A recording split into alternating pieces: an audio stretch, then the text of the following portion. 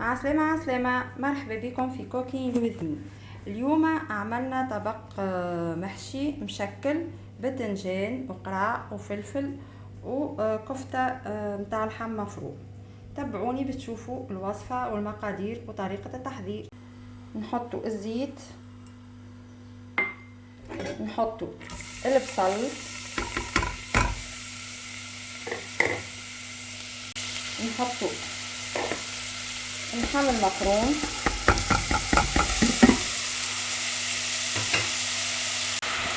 نحطوا المعدنوس، نحركوا وتوا باش نبداو نصوصوا.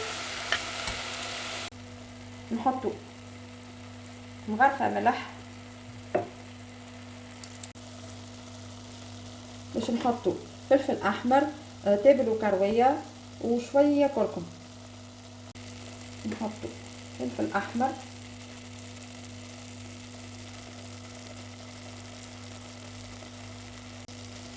وتابل وكرويه، ونخلطوا، نخليهم يتقلاو بالكدا بالكدا، ومن بعد نمرقوهم. لهنا اللحم نتاعنا صايي طاب، هاكا هو المعدنوس والبصل. باش نزيدوه العظمه، نلمو بها الفارس باش نلموها بالكدا،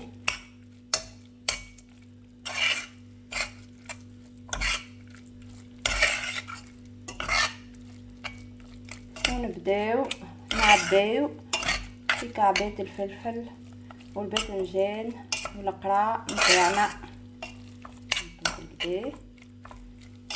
يصير سخون،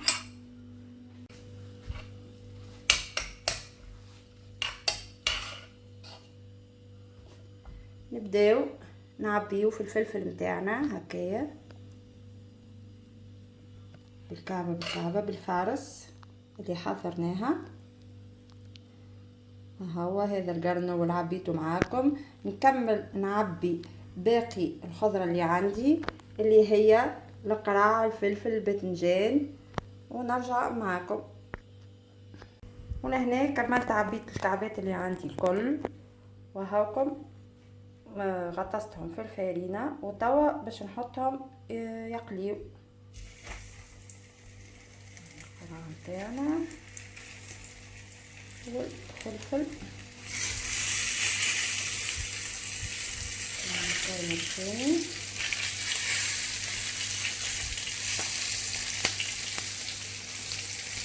الباذنجان